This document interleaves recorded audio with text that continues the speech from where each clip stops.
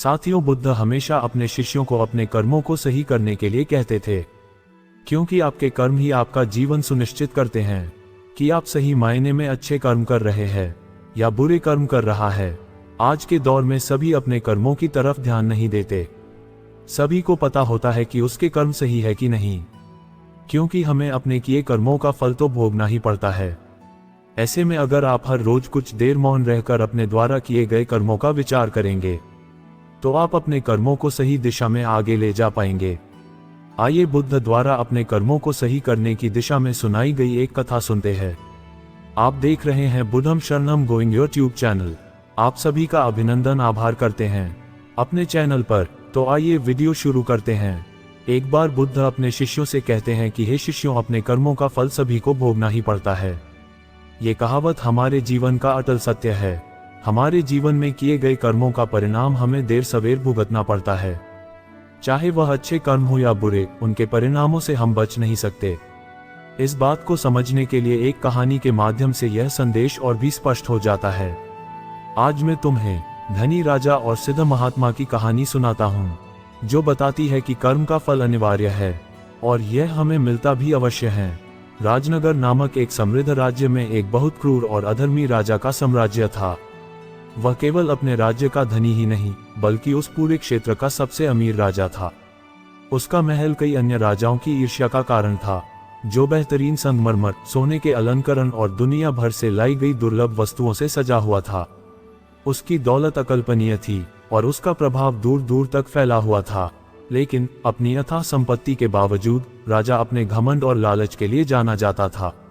उसे लगता था कि पैसे से सब कुछ खरीदा जा सकता है, यहाँ तक कि लोगों का सम्मान और स्नेह भी। राजा की सारी संपत्ति अनैतिक तरीकों से इकट्ठी की गई थी। उसने अपने पड़ोस के राजाओं को धोखा दिया और उनसे उनका राज तक छीनकर कारावास तक में डाल दिया था। अपने कर्मचारियों के द्वारा वह अपनी प्रजा का भी शोषण किया करता था और अपने साम्राज्य और अपने धन की अधिकता को बनाए रखने के लिए अपनी प्रजा को भी प्रताड़ित करता रहता था। उसे दूसरों की पीड़ा की कोई परवाह नहीं थी। उसकी तिजोरियां सदैव भरी रहती थीं। पूरी प्रजा उसे मन ही मन कोसती रहती थी, लेकिन उसके सत्ता और पद के कारण कोई भी उसका सामना करने की हिम्मत नहीं करता था। एक दिन राजनगर में एक सिद्ध महात्मा पधारे। उन महात्मा की ख्याति अपनी बुद्धिमत्ता और पवित्रता के लिए दूर दूर तक थी। उन्होंने सभी सांसारिक संपत्तियों का त्याग कर दिया था और सादगी से जीवन जीते थे। गांव गांव घूमते हुए कर्म और धर्म का संदेश फैलाते थे। महात्मा के आगमन की खबर सुनकर नगर के लोग आशीर्वाद और सलाह लेने के लिए उनके पास दौड़े। यहाँ तक कि राजा अपने घमंड और ताकत के अहंकार में उनसे मिलने नहीं गया। उसने महात्मा को सिर्फ एक और भिक्षुक समझकर नजरअंदाज कर दिया और सबको यही बोलता रहता कि एक गरीब साधु मुझे क्या सिखा सकता है, उसके पास मुझे देने के लिए क्या है। एक दिन जब महात्मा नदी किनारे प्रवचन दे रहे थे, तो अपने महामंत्री के और सलाहकारों के कहने पर राजा ने भी इसमें भाग लेने का फैसला किया। लेकिन महात्मा के सम्मान के कारण नहीं, बल्कि संत का मजाक उड़ाने के लिए वह भी महात्मा के पास जाने के लिए तैयार हो गया। नदी किनारे भीड़ इकट्ठी हो चुकी थी और राजा ने एक भव्य प्रवेश किया। उसके साथ आने वाले लोग शानदार उपहार और पैसे लेकर आए थे। वह भी महात्मा के पास गया और व्यंग्यपूर्वक सोने के सिक्कों की थैली उनके चरणों में रख दी और बोला, महात्मा जी, राजा ने व्यंग्यपूर्वक कहा, मैंने सुना है कि आप कर्म और धर्म का प्रचार करते हैं, लेकिन क्या आप बता सकते हैं कि क्या आपके शब्द भूखों के पेट भर सकते हैं? क्या वे अपना घर बना सकते हैं? मैं आपको ये सोना दान देता हूँ, देखता हूँ क्या आपका तथाकथित कर्म धन की शक्ति की बराबरी कर सकता है। सारी प्रजा चुप हो गई और सभी उन सिद्ध महात्मा के उत्तर की प्रतीक्षा करने लगे। महात्मा ने राजा की ओर दया भरी नजरों से देखा और कहा, हे महाराज, तुम्हारी दौलत सचमुच बड़ी है, लेकिन ये कलुषित है, ये कलंकित धन है। इस सोने को कमाने वाले हाथों पर कई लोगों की पीड़ा के धब्बे हैं, कई लोगों के खून के धब्बे हैं।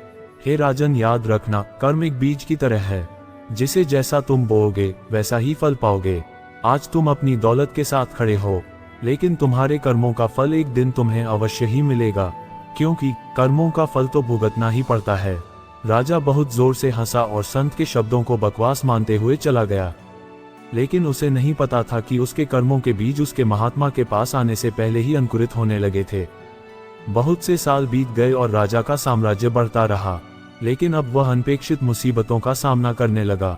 उसके राज्य पर अब पड़ोसी राज्य हमला करने लगे और उसके वफादार मंत्री भी उसे धोखा देने लगे, जिससे उसकी सेहत भी बिगड़ने लगी और कोई भी वैद्य उसकी बीमारियों का कारण नहीं समझ सका। उसका परिवार, जो कभी उसके द्वारा दी गई विलासिता का आनंद लेता था, अब उससे दूर होने लगा। उसकी जहरीली प्रवृत्ति से दूर, शांति की तलाश में जैसे जैसे उसकी संपत्ति घटने लगी, राजा हताश हो गया। वह महल, जो कभी गतिविधियों से भरा रहता था, अब उसे एक सुनसान जेल जैसा महसूस होने लगा। अपने सबसे अंधकार में समय में उसे उन सिद्ध महात्मा के शब्द याद आए। महात्मा की भविष्यवाणी दिन रात उसे परेशान करती रहती थी। उसने उन सिद्ध महात्मा को खोजकर उनसे क्षमा मांगने का दृढ़ निश्चय किया और राजा अकेला ही महात्मा से मिलने की यात्रा पर निकल पड़ा। कई कष्टों के बाद उसने आखिरकार सिद्ध महात्मा को एक दूसरे राज्य में एक के पेड़ के नीचे ध्यान करते हुए पाया। घुटनों के बल गिरते हुए राजा रोते हुए बोला, हे महात्मन, आप सही थे। मेरी दौलत मुझे मेरे अतीत के कर्मों के फल से नहीं बचा सकी। मैंने सब कुछ खो दिया, मेरी सेहत, मेरी संपत्ति और मेरा परिवार। कृपया मुझे मार्ग दिखाए। मैं अपने पापों का प्रायश्चित कैसे कर सकता हूँ? महात्मा ने अपनी आंखें खोलीं और उसी करुणा के साथ राजा की ओर देखा जो उन्होंने वर्षों पहले दिखाई थी, और बोले, हे राजन, मोक्ष का मार्ग आसान नहीं है, लेकिन असंभव भी नहीं है। इसके लिए तुम्हें अपने लालच और अहंकार को त्यागना होगा। जो भी संपत्ति तुम्हारे पास बची है, उसका उपयोग उन लोगों की सहायता के लिए करना है जिन्हें तुमने नुकसान पहुंचाया है। दूसरों की निस्वार्थ सेवा करो और सभी से शुद्ध हृदय से क्षमा मांगो, तभी तुम शांति पा सकोगे। महात्मा के शब्दों को दिल से लेते हुए राजा राजनगर लौट आया और अपने प्रायश्चित की यात्रा शुरू की। उसने अपनी शेष संपत्ति गरीबों और जरूरतमंदों में बांट दी। जिनके घर उसने नष्ट किए थे, उन्हें फिर से बनाया और अपना जीवन दूसरों की सेवा में बिताने लगा। उसकी सेहत धीरे धीरे सुधरने लगी। हालांकि उसने अपनी पूर्व संपत्ति को कभी वापस नहीं पाया, उसने एक ऐसी शांति और संतोष पाया जो उसने पहले कभी नहीं अनुभव किया था। कुछ वर्षों बाद जब राजा अपनी मृत्युशैया पर लेटा हुआ था, तो वह राजा जो कभी भयभीत करने वाला था, क्रोधी था, निर्दयकारी था, अब एक दयालु और उदार व्यक्ति के रूप में याद किया जाने लगा। उसका रूपांतरण कई अन्य राजाओं के लिए भी एक किंवदंती बन गया, ये दर्शाते हुए कि कोई भी अपने कर्मों के परिणामों से बच नहीं सकता। जैसे ही राजा ने अंतिम सांस लेनी चाहिए, उस समय वह सिद्ध महात्मा जो उसके पास ही थे, उसके कान में फुसफुसाए, हे राजन, तुम्हारी यात्रा लंबी और कठिन रही है, लेकिन तुमने आखिरकार सत्य को समझ लिया है। याद रखना, कर्मों का फल तो भुगतना ही पड़ता है। तुमने अपने अतीत के फलों को भोग लिया है और अब तुम शांति से विश्राम कर सकते हो। और इसके साथ ही राजा ने अपने प्राण त्याग दिए। उसकी आत्मा उसके अतीत के बोझ से मुक्त हो गई। अंततः उसे वह मुक्ति मिल गई जिसकी उसे तलाश थी। राजा और सिद्ध महात्मा की कहानी आने वाली पीढ़ियों के लिए एक सबक बन गई कि चाहे कोई कितना भी शक्तिशाली या धनवान क्यों न हो, कर्म का नियम अटल है। हमारे कर्मों के बीज, चाहे वे अच्छे हों या बुरे, अंततः फल देंगे और हमें उन्हें काटने के लिए सदैव तैयार रहना चाहिए, क्योंकि कर्मों का फल तो सभी को भुगतना ही पड़ता है।